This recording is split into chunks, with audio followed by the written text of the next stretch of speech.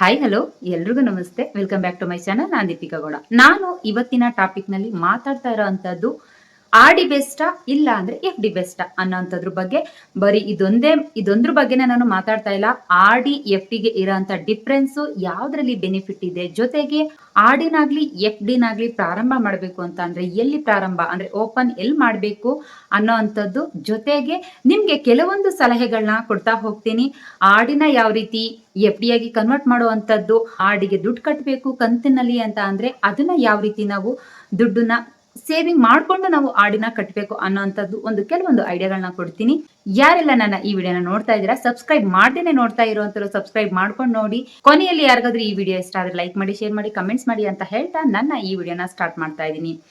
R D ಅಂತ ಅಂದ್ರೆ recurring deposit, F D ಅಂದ್ರೆ ಫಿಕ್ಸ್ಡ್ ಡೆಪಾಸಿಟ್. ಈಗ ಆರ್ ಡಿಗೂ ಎಫ್ ಡಿಗೂ ಇರೋ ವ್ಯತ್ಯಾಸ ಏನು ಅಂತ ಅಂದ್ರೆ, ಆರ್ ಡಿ ಅಂತ ಅಂದ್ರೆ ನೀವು ಪ್ರತಿ ತಿಂಗಳು ಕಟ್ಕೊಂಡು ಹೋಗ್ತಕ್ಕಂಥದ್ದು. ಎಫ್ ಡಿ ಅಂತ ಅಂದ್ರೆ ಫಿಕ್ಸ್ಡ್ ಡೆಪಾಸಿಟ್, ಫಿಕ್ಸ್ ಮಾಡುವಂಥದ್ದು. ಆರ್ ಡಿ ಬೆಸ್ಟಾ ಎಫ್ ಡಿ ಬೆಸ್ಟಾ ಅಂತ ಹೋದ್ರೆ ಎರಡು ಕೂಡ ತುಂಬಾ ಬೆಸ್ಟ್. ಇವೆರಡರಲ್ಲಿ ಯಾವುದಕ್ಕೆ ಇಂಟ್ರೆಸ್ಟ್ ರೇಟ್ ಸಿಗುತ್ತೆ ಅಂತ ಅಂದ್ರೆ ಆಲ್ಮೋಸ್ಟ್ ಎರಡು ಸಮಾನ ಇರುತ್ತೆ. ಸ್ವಲ್ಪ 0.5 ಇಂದ 1% ಅಷ್ಟು ಜಾಸ್ತಿ ಆಗ್ಬೋದು ಎಫ್ ಡಿಗೆ. ಅಂದ್ರೆ 6 to 6.5 7% ಆರ್ ಡಿ ಇದ್ರೆ 7 to 8.5% ಅಷ್ಟು ಈ ಎಫ್ ಡಿ ಇದೆ. ಇದು ಡಿಪೆಂಡ್ ಅಪಾನ್ ಸೀನಿಯರ್ ಸಿಟಿಸನ್, ನಾನ್ ಸೀನಿಯರ್ ಸಿಟಿಸನ್ ಮೇಲೆ ಡಿಪೆಂಡ್ ಆಗುತ್ತೆ ಈ ಇಂಟ್ರೆಸ್ಟ್ ರೇಟ್ಗಳು. ನಾನ್ ಸೀನಿಯರ್ ಸಿಟಿಸನ್ಗೆ 0.5 ಇಂದ 1% ಕಮ್ಮಿ ಆಗುತ್ತೆ, ಸೀನಿಯರ್ ಸಿಟಿಸನ್ಗೆ 1 to 1.5% ಜಾಸ್ತಿ ಆಗುತ್ತೆ. ಸೊ ಹಾಗಾಗಿ ನಾವು ಕಷ್ಟಪಟ್ಟು ದುಡಿತೀವಿ. ನಾನು ಪ್ರತಿ ಸಲನೂ ಈ ಮಾತನ್ನ ಹೇಳ್ತೀನಿ. ನಾವು ಕಷ್ಟಪಟ್ಟು ದುಡಿದು ಅದನ್ನ ಒಂದು ಸೇಫ್ ಝೋನ್ ನಲ್ಲಿ ನಾವು ಹೂಡಿಕೆ ಮಾಡಲಿಲ್ಲ ಅಂತ ಅಂದ್ರೆ ನಾವು ದುಡಿದು ಏನ್ ಪ್ರಯೋಜನ, ಸೇವಿಂಗ್ ಮಾಡಿ ಏನ್ ಪ್ರಯೋಜನ. ಸೇವಿಂಗ್ಗೆ ಲಾಭ ಇಲ್ಲ ಅಂತ ಅಂದ್ರೆ, ಅದಕ್ಕೆ ಒಂದು ಸೇಫ್ಟಿ ಇಲ್ಲ ಅಂತ ಅಂದ್ರೆ ನಾವು ದುಡಿದಿದ್ದಕ್ಕೆಲ್ಲ ನೀರಲ್ಲಿ ಹೋಮ ಮಾಡಿದಾಗೆ ಆಗುತ್ತೆ. ಸೊ ಹಾಗಾಗಿ ನಾವು ಫಸ್ಟ್ ಏನಾದ್ರೂ ಮಾಡ್ತೀವಿ, ಹೂಡಿಕೆನ ಮಾಡ್ತೀವಿ ಅಂತ ಅಂದ್ರೆ ಅದು ಸೇಫ್ ಝೋನ್ ಅಲ್ಲಿ ಇದೆಯಾ, ಅದು ಸೇಫ್ ಮಾರ್ಗನ ಅನ್ನೋ ಅಂಥದನ್ನ ಫಸ್ಟ್ ಮೈಂಡ್ ಅಲ್ಲಿ ಇಟ್ಕೋಬೇಕಾಗುತ್ತೆ. ಸೊ ಹಾಗಾಗಿ ಆರ್ ಡಿ ಎಫ್ ಡಿ ನಿಜಕ್ಕೆ ಹೇಳ್ಬೇಕು ಅಂತ ಅಂದ್ರೆ ತುಂಬಾ ಸೇಫ್ ಝೋನು. ಅದು ನಾವ್ ಎಲ್ಲಿ ಓಪನ್ ಮಾಡ್ತೀವಿ ಅನ್ನೋಂಥದ್ದು ತುಂಬಾ ಇಂಪಾರ್ಟೆಂಟ್ ಆಗಿರುತ್ತೆ. ಈಗ ಆರ್ ಡಿನಾಗ್ಲಿ ಎಫ್ ಡಿನಾಗ್ಲಿ ನಾವು ಓಪನ್ ಮಾಡ್ತೀವಿ ಅಂತ ಅಂದ್ರೆ ಪೋಸ್ಟ್ ಆಫೀಸ್ ಅಲ್ಲಿ ಮಾಡಿದ್ರೆ ತುಂಬಾ ಬೆಟರು, ಜೊತೆಗೆ ಸೇಫ್ ಕೂಡ ಹೌದು. ಈಗ ಬ್ಯಾಂಕ್ಗಳಲ್ಲಿ ನಾವು ಮಾಡ್ತೀವಿ ಅಂತ ಅಂದ್ರೆ ಅದ್ರಲ್ಲೂ ಬೆಟರ್ ಇದೆ, ಆದ್ರೆ ಸೇಫ್ ಝೋನು ಅಷ್ಟಾಗಿರೋದಿಲ್ಲ. ಅಲ್ಲಿ 5 lakhs ವರೆಗೆ ಇನ್ಶೂರೆನ್ಸ್ ಕವರ್ ಆಗುತ್ತೆ. ಪೋಸ್ಟ್ ಆಫೀಸ್ ನಲ್ಲಿ ಗೌರ್ಮೆಂಟ್ ಕಡೆ ಆಗಿರೋದ್ರಿಂದ 100% ಸೆಕ್ಯೂರ್ ಅಂಡ್ ಸೇಫ್ ಆಗಿರುತ್ತೆ ಬ್ಯಾಂಕ್ಗೆ ಕಂಪೇರ್ ಮಾಡಿದ್ರೆ, ಆರ್ ಡಿ ಆಗ್ಲಿ ಎಫ್ ಡಿ ಆಗ್ಲಿ. ಸೊ ನೀವು ಏನಾದ್ರೂ ನನಗೆ ಸ್ವಲ್ಪ ರಿಸ್ಕ್ ತಗೊಳ್ಳೋದಕ್ಕೆ ನಾನು ರೆಡಿ ಇದ್ದೀನಿ ಅನ್ನೋ ಹಾಗಿದ್ರೆ, ನನಗೆ ಹೆಚ್ಚಾಗಿ ಇಂಟ್ರೆಸ್ಟ್ ರೇಟ್ ಬೇಕು ಅನ್ನೋ ಹಾಗಿದ್ರೆ ಎಫ್ ಡಿನಾಗ್ಲಿ ಆರ್ ಡಿನಾಗ್ಲಿ ನೀವು ಬ್ಯಾಂಕ್ಗಳಲ್ಲಿ ಓಪನ್ ಮಾಡ್ಬೋದು. ನನಗೆ ರಿಸ್ಕ್ ತಗೊಳ್ಳೋದಕ್ಕೆ ಇಷ್ಟ ಇಲ್ಲ, ನನಗೆ ಎಷ್ಟು ಬರುತ್ತೋ ಅಷ್ಟೇ ಬರ್ಲಿ ಕಣಪ್ಪ ಅಂದ್ರೆ ಬ್ಯಾಂಕ್ಗೆ ಕಂಪೇರ್ ಮಾಡಿದ್ರೆ 1 or 2% ಪೋಸ್ಟ್ ಆಫೀಸ್ ನಲ್ಲಿ ಎಫ್ ಡಿಗಾಗ್ಲಿ ಆರ್ ಡಿಗಾಗ್ಲಿ ಇಂಟ್ರೆಸ್ಟ್ ರೇಟ್ ಕಮ್ಮಿ ಇರುತ್ತೆ. ನನಗೆ ಇಂಟ್ರೆಸ್ಟ್ ರೇಟ್ ಕಮ್ಮಿ ಇದ್ರೂ ಪರವಾಗಿಲ್ಲ, ನನ್ನ ಅಮೌಂಟು ಸೆಕ್ಯೂರ್ ಅಂಡ್ ಸೇಫ್ ಆಗಿರ್ಬೇಕು ಅನ್ನೋ ಹಾಗಿದ್ರೆ ನೀವು ಓಪನ್ ಮಾಡಬೇಕಾಗಿರೋದು ಪೋಸ್ಟ್ ಆಫೀಸ್ ನಲ್ಲಿ ಆರ್ ಡಿ ಆಗ್ಲಿ ಎಫ್ ಡಿ ಆಗ್ಲಿ ಓಪನ್ ಮಾಡಬಹುದು. ನನಗೆ ಜಾಸ್ತಿ ಇಂಟ್ರೆಸ್ಟ್ ರೇಟ್ ಬೇಕು ಅಂತ ಅಂದ್ರೆ ನೀವು ಬ್ಯಾಂಕ್ಗಳಲ್ಲಿ ಆರ್ ಡಿ ಆಗ್ಲಿ ಎಫ್ ಡಿನಾಗ್ಲಿ ಓಪನ್ ಮಾಡಬಹುದು. ಮತ್ತೆ ಇನ್ನು ಒಂದು ಜಾಗದಲ್ಲಿ ನೀವು ಓಪನ್ ಮಾಡಬಹುದು. ಅದ್ಯಾವ್ದಪ್ಪ ಅಂತ ಅಂದ್ರೆ NBFC. NBFC ಅಂತ ಅಂದ್ರೆ ನಾನ್ ಬ್ಯಾಂಕಿಂಗ್ ಫೈನಾನ್ಷಿಯಲ್ ಕಂಪನಿ. ಅಲ್ಲೂ ಕೂಡ ನೀವು ಆರ್ ಡಿ ಆಗ್ಲಿ ಎಫ್ ಡಿ ಆಗ್ಲಿ ಓಪನ್ ಮಾಡ್ಬೋದು. ಅಲ್ಲೇನು ಅಂದ್ರೆ ಸೆಕ್ಯೂರ್ ಇರೋದಿಲ್ಲ. ಈಗ ಪೋಸ್ಟ್ ಆಫೀಸ್ಗೆ ಕಂಪೇರ್ ಮಾಡಿದ್ರೆ ಬ್ಯಾಂಕ್ ಸ್ವಲ್ಪ ಸೆಕ್ಯೂರ್ ಕಮ್ಮಿ. ಬ್ಯಾಂಕ್ಗೆ ಕಂಪೇರ್ ಮಾಡಿದ್ರೆ ಈ NBFC ಅಂತ ಏನ್ ಹೇಳಿದ್ನೋ ಅಲ್ಲಿ ಸ್ವಲ್ಪ ಸೆಕ್ಯೂರ್ ಕಮ್ಮಿ. ಬಟ್ ಬ್ಯಾಂಕಿಗೆ ಮತ್ತೆ ಪೋಸ್ಟ್ ಆಫೀಸ್ಗೆ ಕಂಪೇರ್ ಮಾಡಿದ್ರೆ ನೀವು NBFC ಅಂತ ನಾನು ಏನ್ ಹೇಳಿದೆ ಅಲ್ಲಿ ಇಂಟ್ರೆಸ್ಟ್ ರೇಟು ಎಫ್ ಡಿಗಾಗ್ಲಿ ಆರ್ ಡಿಗಾಗ್ಲಿ ತುಂಬಾ ಜಾಸ್ತಿ ಸಿಗುತ್ತೆ. ಯಾವುದಕ್ಕೆ ಕಂಪೇರ್ ಮಾಡಿದ್ರೆ ಪೋಸ್ಟ್ ಆಫೀಸ್ ಮತ್ತು ಬ್ಯಾಂಕ್ಗೆ ಕಂಪೇರ್ ಮಾಡಿದ್ರೆ NBFC ನಲ್ಲಿ ಸ್ವಲ್ಪ ಇಂಟ್ರೆಸ್ಟ್ ರೇಟು ಜಾಸ್ತಿ ಸಿಗುತ್ತೆ, ಆದ್ರೆ ಸೆಕ್ಯೂರ್ ಕಮ್ಮಿ. ಸೊ ನಾನು ರಿಸ್ಕ್ ತಗೊಳ್ಳೋದಕ್ಕೆ ರೆಡಿ ಇದ್ದೀನಿ ಅಂತ ಅಂದ್ರೆ ನೀವು ಬ್ಯಾಂಕ್ಗಳಲ್ಲಿ ಹೂಡಿಕೆ ಮಾಡಿ. ನನಗೆ ರಿಸ್ಕ್ ಬೇಡ, ಸ್ವಲ್ಪ ಕಮ್ಮಿ ಅಮೌಂಟ್ ಇದ್ರೂ ಪರವಾಗಿಲ್ಲ, ನಾನು ಸೇಫ್ ಝೋನ್ ಅಲ್ಲಿ ನನ್ನ ಅಮೌಂಟ್ ನ ಸೇವ್ ಮಾಡ್ಕೊಳ್ತಾ ಹೋಗ್ತೀನಿ. ಜೊತೆಗೆ ಲಾಭನು ಪಡ್ಕೊಳ್ತೀನಿ ಅಂತ ಅಂದ್ರೆ ನೀವು ಪೋಸ್ಟ್ ಆಫೀಸ್ನಲ್ಲಿ ಕಣ್ಣ ಮುಚ್ಕೊಂಡು ಅಮೌಂಟ್ನ ನೀವು ಸೇವ್ ಮಾಡ್ಕೊಳ್ತಾ ಹೋಗ್ಬೋದು. ಈಗ ಎಲ್ಲೆಲ್ಲಿ ಓಪನ್ ಮಾಡ್ಬೋದು ಅಂತ ನೀವು ತಿಳ್ಕೊಂಡ್ರ, ಆರ್ ಡಿನು ಎಫ್ ಡಿನು ಎಲ್ಲಿ ಓಪನ್ ಮಾಡೋದು ಅಂತ ತಿಳ್ಕೊಂಡ್ರ, ಆರ್ ಡಿಗೂ ಎಫ್ ಡಿಗೂ ಇರೋ ಡಿಫ್ರೆನ್ಸ್ ಏನು ಅಂತ ಮೊದಲು ನಾವು ತಿಳ್ಕೊಳ್ಳೋದ. ಆರ್ ಡಿ ಅಂತ ಅಂದ್ರೆ ನೀವು ಪ್ರತಿ ತಿಂಗಳು ಅಮೌಂಟ್ನ ಹಾಕೊಳ್ತಾ ಹೋಗುವಂಥದ್ದು. ಎಫ್ ಡಿ ಅಂತ ಅಂದ್ರೆ ಒಂದು ಸಲ ಲಂಪ್ ಸಮ್ ಅಮೌಂಟ್ ನಿಮ್ಮ ಹತ್ರ ಇದೆ ಅನ್ನೋ ಅಂಥದ್ದು ಏನಾದ್ರೂ ಇದ್ರೆ ನೀವು ಒಂದೇ ಸಲ ಅಮೌಂಟ್ನ ಇನ್ವೆಸ್ಟ್ ಮಾಡ್ತಕ್ಕಂಥದ್ದು. ಆರ್ ಡಿನ ನೀವು ಇನ್ವೆಸ್ಟ್ಮೆಂಟ್ ಮಾಡ್ತೀನಿ ಅಂತ ಅಂದ್ರೆ 100 ರೂಪಾಯಿಂದ ಸ್ಟಾರ್ಟ್ ಮಾಡ್ಬೋದು. ಎಫ್ ಡಿನ ಸ್ವಲ್ಪ ಅಮೌಂಟ್ನ ಇನ್ವೆಸ್ಟ್ಮೆಂಟ್ ಮಾಡ್ತೀನಿ ಅಂದ್ರೆ, ಒಂದು ಲಂಪ್ ಸಮ್ ಅಮೌಂಟ್ನ ಇನ್ವೆಸ್ಟ್ಮೆಂಟ್ ಮಾಡ್ತೀನಿ ಅಂತ ಅಂದ್ರೆ 5,000ದಿಂದ ನೀವು ಸ್ಟಾರ್ಟ್ ಮಾಡ್ತಾ ಹೋಗ್ಬೋದು. ಆರ್ ಡಿಗೆ ನಿಮಗೆ ಸಿಗೋವಂಥದ್ದು, ನೀವು ಪೋಸ್ಟ್ ಆಫೀಸ್ನಲ್ಲಿ ನಾನು ಸೆಕ್ಯೂರ್ ಆಗಿ ಮಡಗ್ತೀನಿ ಅಂತ ಅಂದ್ರೆ ಪರ್ಸೆಂಟೇಜ್ ಸಿಗೋವಂಥದ್ದು 6.5%. ಎಫ್ ಡಿಗೆ ಸಿಗೋವಂಥದ್ದು 7%. ಬ್ಯಾಂಕ್ಗಳಲ್ಲಾದ್ರೆ ಈ ಪೋಸ್ಟ್ ಆಫೀಸ್ಗೆ ಕಂಪೇರ್ ಮಾಡಿದ್ರೆ ಬ್ಯಾಂಕ್ಗಳಲ್ಲಾದ್ರೆ 1 or 2% ಇಂಟ್ರೆಸ್ಟ್ ರೇಟು ಜಾಸ್ತಿ ಇರುತ್ತೆ. ಸೇಫ್ ಅಂಡ್ ಸೆಕ್ಯೂರ್ ಅಂತ ಅಂದ್ರೆ ನಾನು ಪೋಸ್ಟ್ ಆಫೀಸ್ನೇ ರೆಫರ್ ಮಾಡ್ತೀನಿ. ರಿಸ್ಕ್ ತಗೊಳ್ತೀನಿ ಅಂತ ಏನಾದ್ರು ಇದ್ರೆ ನಿಮ್ಮ ಮೈಂಡ್ ನಲ್ಲಿ, ಪರವಾಗಿಲ್ಲ ನಾನು ರಿಸ್ಕ್ ತಗೊಳ್ತೀನಿ ಅನ್ನೋಂಥದ್ದು ಏನಾದ್ರು ಇದ್ರೆ ನೀವು ಬ್ಯಾಂಕ್ಗಳಲ್ಲಿ ಆರ್ ಡಿ ಆಗ್ಲಿ ಎಫ್ ಡಿ ಆಗ್ಲಿ ಓಪನ್ ಮಾಡ್ಬೋದು. ನೀವು ಒಂದು ಚಿಕ್ಕದಾಗಿ ನಾನು ಫಾರ್ ಎಕ್ಸಾಂಪಲ್ ಮುಖಾಂತರ ಹೇಳ್ತೀನಿ. ಪ್ರತಿ ತಿಂಗಳು 2,000ನ ಆರ್ ಡಿಗೆ ಇನ್ವೆಸ್ಟ್ಮೆಂಟ್ ಮಾಡ್ತೀರಾ ಅಂತ ಅನ್ಕೊಳ್ಳಿ. ಪ್ರತಿ ತಿಂಗಳು ಆರ್ ಡಿಗೆ ಇನ್ವೆಸ್ಟ್ಮೆಂಟ್ ಮಾಡ್ತೀರಾ ಅಂತ ಅಂದ್ರೆ ನಿಮಗೆ ವರ್ಷಕ್ಕೆ 24,000 ಆಯ್ತು ಅಂದ್ರೆ 12 ತಿಂಗಳಿಗೆ 24,000 ಆಯ್ತು. ನಿಮ್ಗೆ ಅದಕ್ಕೆ ಇಂಟ್ರೆಸ್ಟ್ ರೇಟ್ ಬಂದು 6.5% ಸಿಗುತ್ತೆ ಅಂದ್ರೆ ನಿಮಗೆ ಸಿಗೋ ಅಂತ ಲಾಭ 857.29 ಸಿಗುತ್ತೆ. ತಿಂಗಳ 2,000 ಹಾಕೋದ್ರ ಬದಲು ನನ್ನ ಹತ್ರ ವರ್ಷದ ಪೂರ್ತಿ ಅಮೌಂಟ್ ಅಂದ್ರೆ 24,000 ಅಮೌಂಟ್ ನಿಮ್ಮ ಕೈಯಲ್ಲಿದೆ, ನಾನು ಲಂಸಮ್ ಆಗಿ ಆ ಅಮೌಂಟ್ ನ ಹಾಕೊಳ್ತಾ ಹೋಗ್ತೀನಿ, ಒಂದು ಸಲ ಫಿಕ್ಸೆಡ್ ಡೆಪಾಸಿಟ್ ನ ಮಾಡ್ತೀನಿ ಎಫ್ ಡಿ ನಲ್ಲಿ ಅಂತ ಏನಾದ್ರು ಇದ್ರೆ ನಿಮ್ಗೆ ವರ್ಷಕ್ಕೆ ಸಿಗೋ ಅಂತ ಇಂಟ್ರೆಸ್ಟ್ ರೇಟು ಅಂದ್ರೆ ಲಾಭ 1,724.62 ಇಷ್ಟು ನಿಮ್ಗೆ ಲಾಭ ಸಿಗುತ್ತೆ. ಅಂದ್ರೆ ವರ್ಷಕ್ಕೆ ಇಂಟ್ರೆಸ್ಟ್ ರೇಟ್ ಬಂದು ಇಷ್ಟು ಸಿಗುತ್ತೆ. ಆರ್ ಡಿಗೆ ಮತ್ತೆ ಎಫ್ ಡಿಗೆ ಕಂಪೇರ್ ಮಾಡಿದ್ರೆ ನಿಮಗೆ ಹೇಳ್ಬೇಕು ಅಂತ ಅಂದ್ರೆ ಎಫ್ ಡಿ ನಲ್ಲಿ ಅಮೌಂಟ್ ಸ್ವಲ್ಪ ಇಂಟ್ರೆಸ್ಟ್ ರೇಟ್ ಅಮೌಂಟ್ ಜಾಸ್ತಿ ಸಿಗುತ್ತೆ.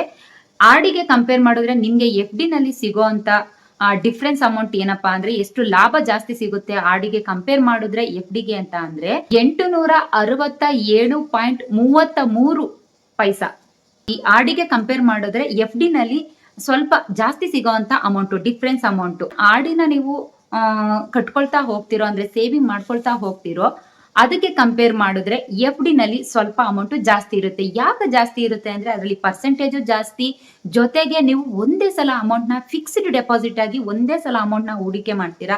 ಇದು ಚಿಕ್ಕ ಚಿಕ್ಕ ಚಿಕ್ಕ ಅಮೌಂಟ್ ಅಂದ್ರೆ 2,000. ನಾನು ಎರಡಕ್ಕೂ ಕೂಡ ಒಂದೇ ತರ ಅಮೌಂಟ್ ನ ತಗೊಂಡಿದ್ದೀನಿ. ಇಲ್ಲಿ ತಿಂಗಳ 2,000 ಕಟ್ಕೊಂಡು ಹೋಗೋವಂಥದ್ದು ಆರ್ ಡಿ ನಲ್ಲಿ, ಅದು ವರ್ಷದಲ್ಲಿ ಒಂದೇ ಸಲ 24,000 ಕಟ್ಟೋ ಅಂತದ್ದು.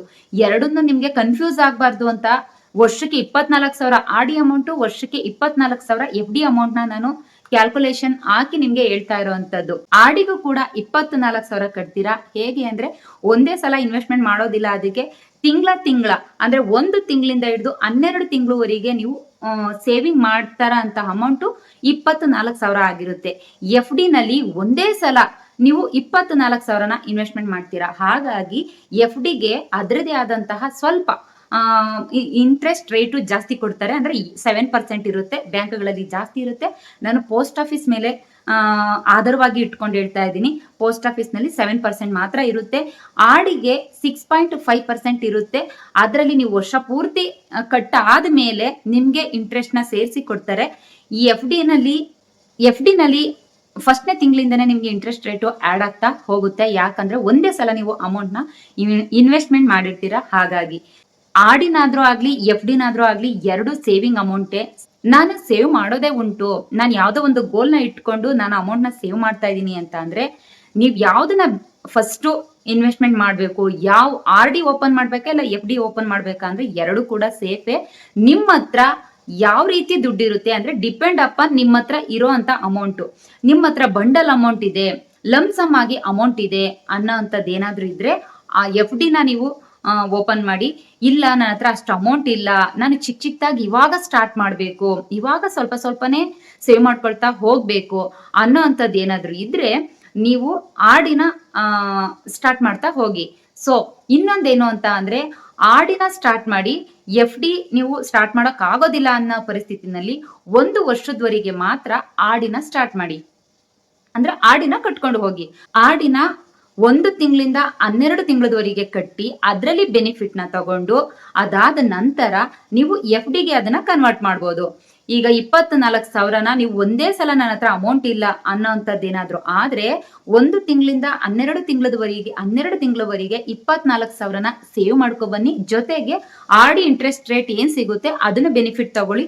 ಇದನ್ನೆಲ್ಲ ಸೇರಿಸಿ ಒಂದ್ 24,000ನ ನಾನು ಎಫ್ ಡಿಗೆ ಹಾಕ್ತೀನಿ, ಡೆಪಾಸಿಟ್ ಮಾಡ್ತೀನಿ, ಫಿಕ್ಸ್ಡ್ ಡೆಪಾಸಿಟ್ ಮಾಡ್ತೀನಿ ಅಂತ ಅಂದ್ರೆ ಅದು ನಿಜಕ್ಕೂ ಒಳ್ಳೆ ಮಾರ್ಗ ಅಂತಾನೆ ಹೇಳ್ತೀನಿ. ಈಗ ಹೆಣ್ಮಕ್ಳುಗಳಿಗೆ ಚಿಕ್ಕ ಚಿಕ್ಕ ಅಮೌಂಟೇ ಸಿಗುತ್ತೆ. ಬಂಡಲ್ ಅಮೌಂಟ್ ಸಿಕ್ಕಿದ್ರೆ ಎಫ್ ಡಿನ ಮೂವ್ ಮಾಡಿ, ಚಿಕ್ಕ ಚಿಕ್ಕ ಅಮೌಂಟ್ ಸಿಗುತ್ತೆ ಅಂದ್ರೆ ಆಡಿನ ಮೂವ್ ಮಾಡಿ. ಆಡಿನ ವರ್ಷ ಪೂರ್ತಿ ಕಟ್ಟಿ ವರ್ಷದಲ್ಲಿ ನಿಮ್ಗೆ ಏನ್ ಬೆನಿಫಿಟ್ ಬರುತ್ತೋ ಅದನ್ನ ಎತ್ಕೊಂಡು ಅದನ್ನ ಒಂದು ಫಿಕ್ಸ್ಡ್ ಡೆಪಾಸಿಟ್ ಆಗಿ ಆಡಿಯಿಂದ ಎಫ್ ಡಿಗೆ ಕನ್ವರ್ಟ್ ಮಾಡಿ. ನಿಮ್ಗೆ ಆಡಿನೇ ಕಟ್ಕೊಂಡು ಹೋಗ್ತೀನಿ ಅಂತ ಅಂದ್ರೆ ಅದರಲ್ಲಿ ಇಂಟ್ರೆಸ್ಟ್ ರೇಟ್ ಬಂದು ಕಮ್ಮಿ ಇರುತ್ತೆ. ನಾನು ಹೇಳಿದ್ನಲ್ಲ ಡಿಫ್ರೆನ್ಸ್ ಅಮೌಂಟ್ ನಿಮ್ಗೆ ಆಲ್ರೆಡಿ ಹೇಳಿದ್ದೀನಲ್ವಾ, ಅಷ್ಟು ಅಮೌಂಟ್ ನಿಮ್ಗೆ ಕಮ್ಮಿ ಆಗ್ತಾ ಹೋಗುತ್ತೆ. ನಾನು ಫಾರ್ ಎಕ್ಸಾಂಪಲ್ ಸುಮ್ಮನೆ ನಿಮ್ಮ ಅಮೌಂಟ್ ನ ಇಟ್ಕೊಳ್ಳೋದಕ್ಕಿಂತ ಬದಲಾಗಿ ನೀವು ಈ ತರ ಸೇಫ್ ಝೋನ್ ಅಲ್ಲಿ ಅಮೌಂಟ್ ನ ಇಟ್ಟಷ್ಟು ಹೂಡಿಕೆ ಮಾಡಿದಷ್ಟು ನಿಮ್ಗೆ ಬೆನಿಫಿಟ್ ಅನ್ನೋಂಥದ್ದು ನಿಮ್ಗೆ ಸಿಗುತ್ತೆ ಅನ್ನೋದಕ್ಕೋಸ್ಕರ ನಾನು ಇದನ್ನ ಹೇಳ್ತಾ ಇದ್ದೀನಿ. ಹಾಗಾಗಿ ರಿಕವರಿಂಗ್ ಡೆಪಾಸಿಟ್ ನ ನೀವು ಹೂಡಿಕೆ ಮಾಡ್ತಾ ಇದೀನಿ ಅಂತ ಅಂದಾಗ ನಿಮ್ಗೆ ಒಂದು ಬಂಡಲ್ ಅಮೌಂಟ್ ಸಿಗುತ್ತೆ ಅಂತ ಅಂದ್ರೆ ನೀವು ಅದೇನಾದ್ರೂ ನಿಮ್ಗೆ ಅವಶ್ಯಕತೆ ಇದೆ ಅಂದ್ರೆ ಒಂದು ಒಳ್ಳೆ ಕೆಲಸಕ್ಕೆ ಅದನ್ನ ಯೂಸ್ ಮಾಡ್ಕೊಳ್ಳಿ. ಇಲ್ಲ ನಾನು ಇದನ್ನು ಡಬಲ್ ಮಾಡ್ತೀನಿ ಅನ್ನೋಂಥದ್ದು ಏನಾದ್ರೂ ನಿಮ್ಮ ಮೈಂಡ್ ನಲ್ಲಿ ಇದ್ರೆ ಅದನ್ನ ಎಫ್ ಡಿ ಆಗಿ ಕನ್ವರ್ಟ್ ಮಾಡಿ. ಅದನ್ನ ಒಂದು 1 ವರ್ಷಕ್ಕೋ ಇಲ್ಲ 2 ವರ್ಷಕ್ಕೋ ನೀವು ಎಷ್ಟು ಲಾಂಗ್ ಟರ್ಮ್ ಅಲ್ಲಿ ನೀವು ಅಮೌಂಟ್ ನ ಸೇವ್ ಮಾಡ್ಕೊಳ್ತಾ ಹೋಗ್ತಿರೋ ಅಷ್ಟು ಇಂಟ್ರೆಸ್ಟ್ ರೇಟ್ ನಿಮ್ಗೆ ಜಾಸ್ತಿ ಆಗುತ್ತೆ. ನೀವು ಶಾರ್ಟ್ ಟರ್ಮ್ ಅಲ್ಲಿ ನಾನು ಏನಾದ್ರು ಅಮೌಂಟ್ ನ ತಗೊಳ್ಬಿಡ್ತೀನಿ, ನನಗೆ ಬೇಕು ಅರ್ಜೆಂಟು ಅಂತ ಅಂದ್ರೆ ನಿಮ್ಗೆ ಇಂಟ್ರೆಸ್ಟ್ ರೇಟ್ ಕಮ್ಮಿ ಸಿಗುತ್ತೆ. ಜೊತೆಗೆ ಪೆನಾಲ್ಟಿ ಪೀರಿಯಡ್ ಏನಾದ್ರೂ ನೀವು ವಿತ್ಡ್ರಾ ಅಕಸ್ಮಾತ್ ಪ್ರೀ ಮೆಚುರಿಟಿ ಆಗೋದಕ್ಕಿಂತ ಮುಂಚೆನೆ ನೀವು ಅಮೌಂಟ್ ನ ನಾವು ತಗೊಳ್ತೀನಿ, ಯಾವುದೋ ತುರ್ತು ಪರಿಸ್ಥಿತಿ ಇದೆ ಅಂದ್ರೆ ವಿತ್ಡ್ರಾ ಮಾಡ್ಬೋದು, ಇನ್ಸ್ಟೆಂಟ್ ಆಗಿ ವಿತ್ಡ್ರಾ ಮಾಡ್ಬೋದು. ಎಫ್ ಡಿನಲ್ಲಾದ್ರೂ ಸರಿ, ಆರ್ ಡಿನಲ್ಲಾದ್ರೂ ಸರಿ. ಆದ್ರೆ ನಿಮ್ಗೆ ಪೆನಾಲ್ಟಿ ಅಮೌಂಟ್ ಅನ್ನೋಂಥದ್ದು ಬೀಳುತ್ತೆ. ಅದು ಒಂದು ಕಮ್ಮಿ ಅಂತ ಅಂದ್ರು 1% ಇಂದ 1% ವರೆಗೆ ನಿಮ್ಗೆ ಪೆನಾಲ್ಟಿ ಅನ್ನೋ ಮಾತು ನಿಮ್ಗೆ ಆರ್ ಡಿನಲ್ಲಾದ್ರೂ ಸರಿ, ಎಫ್ ಡಿನಲ್ಲಾದ್ರೂ ಸರಿ. ಒಂದು ಇಷ್ಟು ಟರ್ಮ್ ಅಂತ ನೀವು ತಗೊಂಡಿರ್ತೀರಾ, 2 ವರ್ಷ ಅಂತಾನೆ ಇಟ್ಕೊಳ್ಳಿ. ಅಕಸ್ಮಾತ್ 1 ವರ್ಷ ಮಾತ್ರ ಕಟ್ಟಿದೀನಿ, ನನ್ಗೆ ಯಾವ್ದೋ ಒಂದು ತುರ್ತು ಪರಿಸ್ಥಿತಿ ಬಂತು, ಎಮರ್ಜೆನ್ಸಿ ಬಂತು, ನನ್ಗೆ ಅವಶ್ಯಕತೆ ಇದೆ ಅಮೌಂಟ್ ಅನ್ನೋಂಥದ್ದು ಏನಾದ್ರೂ ಇದ್ದಾಗ ನಿಮ್ಗೆ ಪೆನಾಲ್ಟಿ ಅಮೌಂಟ್ ನ ಕಟ್ಟಿ ನೀವು ಆ ಅಮೌಂಟ್ ನ ತಗೊಳ್ಬೇಕಾಗುತ್ತೆ. ಅಂದ್ರೆ ಏನು ನೀವು ಆಡಿಗಾಗ್ಲಿ ಎಫ್ ಡಿಗಾಗ್ಲಿ ಇನ್ವೆಸ್ಟ್ಮೆಂಟ್ ಮಾಡಿರ್ತೀರೋ ಅವಾಗ ಪೆನಾಲ್ಟಿ ಅಮೌಂಟ್ ನ ಕಟ್ಟಿ ನೀವು ಅದನ್ನ ತಗೊಳ್ಬೇಕಾಗುತ್ತೆ. ಆ ತರ ತಗೊಂಡಾಗ ಪ್ರೀ ಮೆಚೂರ್ ಆಗೋದಕ್ಕಿಂತ ಮುಂಚೆನೆ ನೀವು ಆಡಿನಲ್ಲಾಗ್ಲಿ ಎಫ್ ಡಿನಲ್ಲಾಗ್ಲಿ ಅಮೌಂಟ್ ನ ನೀವು ವಿತ್ಡ್ರಾ ಮಾಡ್ಕೊಂಡಾಗ ನಿಮ್ಗೆ ಕಮ್ಮಿ ಅಂದ್ರೂ 1-1.5% ಅಷ್ಟು ಪೆನಾಲ್ಟಿ ಅಮೌಂಟ್ ಅಂತ ಕಟ್ಟಿಸ್ಕೊಳ್ತಾರೆ. ಸೊ ಅಲ್ಲಿ ನಿಮ್ಗೆ 1% ನಿಮ್ಗೆ 6% ಆರ್ ಡಿನಲ್ಲಿ 7% ಎಫ್ ಡಿನಲ್ಲಿ ಏನ್ ಸಿಗ್ಬೇಕು ಅಂತ ಇರುತ್ತೋ ಅದ್ರಲ್ಲಿ 1-1.5% ಕಟ್ ಆಗಿ ನಿಮ್ಗೆ ಅಮೌಂಟ್ ಸಿಗುತ್ತೆ. ಆ ತರ ಏನಾದ್ರು ಎಮರ್ಜೆನ್ಸಿ ಇದ್ದಾಗ ತಗೊಳ್ಳಿ. ಎಮರ್ಜೆನ್ಸಿಗಿಂತ ಇಂಪಾರ್ಟೆಂಟ್ ನೀವು ದುಡ್ಡ ಸೇವ್ ಮಾಡ್ಕೊಂಡು ಹೋಗೋದು ಅಂತ ನಾನು ಹೇಳ್ತಾ ಇಲ್ಲ. ಎಮರ್ಜೆನ್ಸಿ ಇಲ್ಲ ಅಂತ ಅಂದ್ರೆ ಅನಾವಶ್ಯಕವಾಗಿ ನಿಮ್ಮ ಅಮೌಂಟ್ ನ ಆರ್ ಡಿನಲ್ಲಿ ಹಾಕಿದ್ರೆ ಅದು ನಿಮ್ಗೆ ಬೆನಿಫಿಟ್ ಬರೋವರೆಗೂ ಕಾಯಿರಿ. ನೀವು ಎಫ್ ಡಿನಲ್ಲಿ ಹಾಕಿದ್ರೆ ಅದರಲ್ಲೂ ಕೂಡ ಬೆನಿಫಿಟ್ ಬರೋದ್ರವರೆಗೆ ಕಾಯಿರಿ ಅಂತ ಹೇಳೋದಕ್ಕೆ ಇಷ್ಟಪಡ್ತೀನಿ. ಆಡಿ ಕಟ್ಟೋದಕ್ಕೆ ಮೇಡಮ್ ನಮ್ಮ ಹತ್ರ ದುಡ್ಡು ಉಳಿಯೋದಿಲ್ಲ ಅನ್ನೋಂಥದ್ದು ಏನಾದ್ರೂ ಇದ್ರೆ ನೀವು ಚಿಕ್ಕದಾಗಿ ಅಮೌಂಟ್ ನ ನಿಮ್ಮ ಅಕೌಂಟ್ ಅಲ್ಲಾದ್ರೂ ಸರಿ, ಇಲ್ಲ ಅಂತ ಅಂದ್ರೆ ಪಿಗ್ಗಿ ಬ್ಯಾಂಕ್ ಟೈಪ್ ಅಲ್ಲಾದ್ರೂ ಸರಿ ಸೇವ್ ಮಾಡ್ಕೊಳ್ತಾ ಹೋಗಿ. ನೀವು ಜಾರ್ ಆಪ್ ಅಂತ ನಾನು ಹೇಳಿದ್ದೀನಿ, ನಟ ರಮೇಶ್ ಅರವಿಂದ್ ಸರ್ ಅದ್ರ ಬಗ್ಗೆ ಅಡ್ವರ್ಟೈಸ್ಮೆಂಟ್ ಕೊಡ್ತಾ ಇದ್ರೆ ನಾನು ಕೂಡ ಜಾರ್ ಆಪ್ ನಲ್ಲಿ ಇನ್ವೆಸ್ಟ್ಮೆಂಟ್ ಮಾಡಿದ್ದೀನಿ. ಅದ್ರಲ್ಲಿ ಯಾವುದೇ ರೀತಿಯಾದಂತ ಮೋಸ ಇಲ್ಲ. ನಿಮ್ಗೆ ನೀವು ಯಾವ ರೀತಿ ಅಮೌಂಟ್ ನ ಇನ್ವೆಸ್ಟ್ಮೆಂಟ್ ಮಾಡ್ತಿರೋ ಅದರಲ್ಲಿ ನಿಮ್ಗೆ ಬೆನಿಫಿಟ್ ಅನ್ನೋಂಥದ್ದು ಸಿಗುತ್ತೆ. ನೀವು ಗೋಲ್ಡ್ ಆದ್ರೂ ಪರ್ಚೇಸ್ ಮಾಡ್ಬೋದು, ಇಲ್ಲ ಅಂತ ಅಂದ್ರೆ ಈ ರೀತಿ ಅಮೌಂಟ್ ವಿತ್ಡ್ರಾ ಮಾಡ್ಕೊಳ್ತೀನಿ ಇನ್ಸ್ಟೆಂಟ್ ಅಂತ ಅಂದ್ರೆ ಇನ್ಸ್ಟೆಂಟ್ ಮಾಡ್ಕೊಳ್ಬೋದು. ಇನ್ಸ್ಟೆಂಟ್ ಆಗಿ ಅಮೌಂಟ್ ನ ವಿತ್ಡ್ರಾ ಮಾಡ್ಕೊಳ್ಬೋದು. ತಿಂಗಳ ಪೂರ್ತಿ ನಾನು ಅದರಲ್ಲಿ ಸೇವ್ ಮಾಡಿ ಸಡನ್ಲಿ ನಾನು ತಗೊಂಡು ಆಡಿನಲ್ಲಿ ಇನ್ವೆಸ್ಟ್ಮೆಂಟ್ ಮಾಡ್ತೀನಿ ಅಂತ ಅಂದ್ರೆ ನನ್ನ ಹತ್ರ ದುಡ್ಡು ಉಳಿಯೋದಿಲ್ಲ, ನಾನು ಎಲ್ಲಾನು ಖರ್ಚು ಮಾಡ್ತೀನಿ ಅನ್ನೋ ಅಂಥದ್ದು ಏನಾದ್ರು ಆದ್ರೆ ನಾನು ದುಡ್ಡು ಉಳಿಸ್ಬೇಕು ಅಂತಾನೆ ನಿಂತಿದ್ದೀನಿ, ಆದ್ರೆ ನನ್ನ ಕೈಲಿ ದುಡ್ಡು ಉಳಿಯಲ್ಲ ಅನ್ನೋಂಥ ಸಂದರ್ಭದಲ್ಲಿ ನೀವು ಜಾರಪ್ನ ನಾವು ಆಲ್ರೆಡಿ ಕಳೆದ ವಿಡಿಯೋದಲ್ಲಿ ನಾನು ಆಲ್ರೆಡಿ ಜಾರಪ್ ಬಗ್ಗೆ ಹೇಳಿದ್ದೀನಿ. ನೀವು ಅದಕ್ಕೆ ಇನ್ವೆಸ್ಟ್ಮೆಂಟ್ ಮಾಡಿ, ತಿಂಗಳ ಪೂರ್ತಿ ಇನ್ವೆಸ್ಟ್ಮೆಂಟ್ ಮಾಡಿ, ಅದರಲ್ಲೂ ಸ್ವಲ್ಪ ಅಮೌಂಟ್ ಅನ್ನೋಂಥದ್ದು ನಿಮಗೆ ಬೆನಿಫಿಟ್ ಸಿಗುತ್ತೆ. ನಿಮಗೆ ಯಾವ್ದಾದ್ರು ಅಮೌಂಟ್ ಬಂತು ಅಂದ್ರೆ 2,000ನ ಅದಕ್ಕೆ ಎತ್ತಿಟ್ಬಿಡಿ. 2,000 ಅಂತಲ್ಲ, ನೀವು ಆಡಿನ ಎಷ್ಟು ರೂಪಾಯಿಂದ ಸ್ಟಾರ್ಟ್ ಮಾಡಬೇಕು ಅಂತ ಅನ್ಕೊಂಡಿದ್ರು ಅಷ್ಟು ರೂಪಾಯಿನ ಸೈಡ್ಗೆ ಎತ್ತಿಟ್ಬಿಟ್ಟು ಇದು ನಂದಲ್ಲ ಅನ್ನೋ ರೀತಿ ಅದನ್ನ ಎತ್ತಿಡಿ. ನಿಮ್ಗೆ ಯಾವಾಗ ಆಡಿನ ಕಟ್ಟಬೇಕು ಅಂತ ಆ ಡೇಟ್ ಇರುತ್ತೋ ಆ ಡೇಟ್ ನಲ್ಲಿ ಕಟ್ಕೊಳ್ತಾ ಹೋಗಿ. ಇಲ್ಲ ಅಂತ ಅಂದ್ರೆ ನೀವು ಆಟೋ ಪೇ ಮಾಡೋದು ಬೆಸ್ಟ್ ಅಂತ ಹೇಳೋದಕ್ಕೆ ಇಷ್ಟಪಡ್ತೀನಿ. ನೀವು ಅಮೌಂಟ್ ಕಟ್ಟದೇ ಉಂಟಂತೆ, ಆಟೋ ಪೇ ಮಾಡೋದ್ರಲ್ಲಿ ಯಾವುದೇ ಆದಂತಹ ನಿಮ್ಗೆ ಕಷ್ಟ ಅಂತ ಅನ್ಸೋದಿಲ್ಲ, ದುಡ್ಡು ಖರ್ಚಾಗ್ತಾ ಹೋಗ್ತಾ ಇದೆ ಅಂತಾನೂ ಕೂಡ ಅನ್ಸೋದಿಲ್ಲ. ನೀವು ಆಟೋ ಪೇ ಏನಾದ್ರು ಮಾಡಿದ್ರೆ ಯಾವಾಗ್ಲೂ ಅಂತ ಅಲ್ಲ, ನಿಮಗೆ ಆ ಡೇಟ್ ಏನ್ ಇರುತ್ತೋ ಒಂದ್ 2 ದಿನ ಮುಂಚೆ ನಿಮ್ಮ ಅಕೌಂಟ್ ಅಲ್ಲಿ ಆ 2,000 ರೂಪಾಯಿ ಅನ್ನೋಂಥದ್ದು ಜಮಾ ಇರ್ಬೇಕಾಗಿರುತ್ತೆ. ಸೊ ಹಾಗಾಗಿ ನೀವು ಆಟೋ ಪೇನಾದ್ರೂ ಮಾಡ್ಬೋದು. ಇಲ್ಲ ಅಂತ ಅಂದ್ರೆ ನಾನು ಸೇವ್ ಮಾಡಿ ಇಟ್ಕೊಳ್ತೀನಿ, ಒಂದು ದುಡ್ಡು ಕಟ್ಲೇಬೇಕು ಅನ್ನೋ ದೃಢ ನಿರ್ಧಾರ ಮಾಡ್ಕೊಂಡು ಇಟ್ಕೊಳ್ತೀನಿ ಅಂತ ಅಂದ್ರೆ ಇನ್ನು ಖುಷಿ ವಿಚಾರ ಅದು. ಸೊ ಹಾಗಾಗಿ ಆಡಿನ ನಿಮ್ಮ ಹತ್ರ ದುಡ್ಡಿಲ್ಲ ಅನ್ನೋಂಥ ಪರಿಸ್ಥಿತಿನಲ್ಲಿ ಈ ರೀತಿ ಮಾಡಿ. ಆರ್ಡಿನ ಫಸ್ಟ್ ನಾನು ರೆಫರ್ ಮಾಡ್ತೀನಿ ನಮ್ಮ ಹತ್ರ ದುಡ್ಡು ಇಲ್ಲ ಅನ್ನೋ ಅಂತ ಟೈಮ್ನಲ್ಲಿ. ಅದೇನು ಅಂದ್ರೆ ಚಿಕ್ಕ ಅಮೌಂಟ್ ಆದ್ರೂ ಕೂಡ ನಮ್ಮ ಫ್ಯೂಚರ್ಗೆ ಅದು ತುಂಬಾ ಹೆಲ್ಪ್ ಆಗುವಂತ ಅಮೌಂಟ್ ಆಗಿರುತ್ತೆ. ನೀವು ಆರ್ಡಿನೆಲ್ಲ ಮಾಡಿ FD ಗೆ ಕನ್ವರ್ಟ್ ಆಗಿ, ಅದು ತೊಂದರೆ ಇಲ್ಲ. FD ಕನ್ವರ್ಟ್ ಆಯ್ತಾ, FD ಒಂದು ಡೆಪಾಸಿಟ್ ಅಮೌಂಟ್ ಆಗಿ ಅದನ್ನ ಇಟ್ಟು ಅದು ಲಾಂಗ್ ಟರ್ಮ್ ಆಗಿ ನೀವು ಬೆಳೆಯೋದಿಕ್ಕೆ ಬಿಡಿ. ಶಾರ್ಟ್ ಟರ್ಮ್ ಆಗಿ ತೆಗೆದುಕೊಂಡಷ್ಟು ಸಮಯನ ನಿಮ್ಗೆ ಶಾರ್ಟ್ ಆಗಿ ಪರ್ಸೆಂಟೇಜ್ ಸಿಗುತ್ತೆ. ಲಾಂಗ್ ಟರ್ಮ್ ಅಲ್ಲಿ ತಗೊಂಡಷ್ಟು ಅದು ತುಂಬಾ ಸ್ವಲ್ಪ ಜಾಸ್ತಿ ಅಮೌಂಟ್ ಅನ್ನೋಂಥದ್ದು ಸಿಗುತ್ತೆ. ನೀವು ಕಮ್ಮಿ ಸಮಯದಲ್ಲಿ ನೀವು ಜಾಸ್ತಿ ಅಮೌಂಟ್ನ ತಗೊಳ್ಬೇಕು ಅಂತ ಅಂದ್ರೆ, ರಿಸ್ಕ್ ತಗೊಳ್ಳೋದಕ್ಕೆ ರೆಡಿ ಇದ್ದೀನಿ ಅಂತ ಅಂದ್ರೆ ಬ್ಯಾಂಕ್ಗಳಲ್ಲಿ FD ಆಗಲಿ RD ಆಗಲಿ ನೀವು ತಗೊಳ್ಬೋದು, ಅಂದ್ರೆ ಓಪನ್ ಮಾಡ್ಬೋದು. ನಾನು ರಿಸ್ಕ್ ತಗೊಳ್ಳೋದಕ್ಕೆ ರೆಡಿ ಇಲ್ಲ, ನನ್ನ ದುಡ್ಡು ನನ್ನ ಸೇಫ್ ಝೋನಲ್ಲೇ ಇರಬೇಕು ಅನ್ನೋ ಹಾಗಿದ್ರೆ, ನನಗೆ ಕಮ್ಮಿ ಪರ್ಸೆಂಟೇಜ್ ಬಂದರೂ ಪರವಾಗಿಲ್ಲ ಅನ್ನೋ ಹಾಗಿದ್ರೆ, ನೀವು ಪೋಸ್ಟ್ ಆಫೀಸ್ನಲ್ಲಿ 100% ಸೆಕ್ಯೂರ್ನಲ್ಲಿ ನೀವು ಅಮೌಂಟ್ನ ಸೇವ್ ಮಾಡ್ಕೊಳ್ತಾ ಹೋಗ್ಬೋದು, ಅಂದ್ರೆ ಪೋಸ್ಟ್ ಆಫೀಸ್ ನಲ್ಲಿ. ನೋಡಿದ್ರಲ್ಲ, ನಿಮ್ಗೆ RD ಬೆಸ್ಟ್ ಅನಿಸ್ತಾ ಇದೆಯಾ, FD ಬೆಸ್ಟ್ ಅನಿಸ್ತಾ ಇದೆಯಾ? ನನ್ನ ಪ್ರಕಾರ ನಿಮ್ಗೆ ಚಿಕ್ಕ ಅಮೌಂಟ್ ಇದೆ ಅಂದ್ರೆ RD ಬೆಸ್ಟ್, ಇಲ್ಲ ನನ್ನ ಹತ್ರ ಲಂಸಮ್ ಅಮೌಂಟ್ ಇದೆ ಅಂತ ಅಂದ್ರೆ FD ಬೆಸ್ಟ್. ನಿಮಗೆ ಅನುಕೂಲ ಆಗುವಂಥದ್ದು ಯಾವ್ದಿದೆ ಅದನ್ನ ನೀವು ಚೂಸ್ ಮಾಡಿ ಅಂತ ಹೇಳೋದಕ್ಕೆ ಇಷ್ಟಪಡ್ತೀನಿ. ನನ್ನ ಪ್ರಕಾರ ನಿಮ್ಗೆ ಇಂಟ್ರೆಸ್ಟ್ ರೇಟ್ ಸಿಗ್ಬೇಕು ಅಂತ ಅಂದ್ರೆ FD ಬೆಸ್ಟ್, ನನ್ನ ಹತ್ರ ಇಲ್ಲ ಅಂತ ಅಂದ್ರೆ RD ಬೆಸ್ಟ್. ನಿಮ್ಗೆ ಈ ವಿಡಿಯೋ ನೋಡಾದ್ಮೇಲೆ ನಿಮ್ಗೆ RD ಬೆಸ್ಟ್ ಅನ್ನಿಸ್ತಾ, ಇಲ್ಲ ಅಂದ್ರೆ FD ಬೆಸ್ಟ್ ಅನ್ನಿಸ್ತಾ ಅಂತ ನನಗೆ ಕಮೆಂಟ್ ಸೆಕ್ಷನ್ ಅಲ್ಲಿ ಕಮೆಂಟ್ಸ್ ಮಾಡಿ. ಜೊತೆಗೆ ನಿಮ್ಗೆ ಯಾವ ರೀತಿ ವಿಡಿಯೋ ಬೇಕು ಅನ್ನೋಂಥದ್ದನ್ನು ಕೂಡ ಕಮೆಂಟ್ ಸೆಕ್ಷನ್ ಅಲ್ಲಿ ಕಮೆಂಟ್ಸ್ ಮಾಡಿ.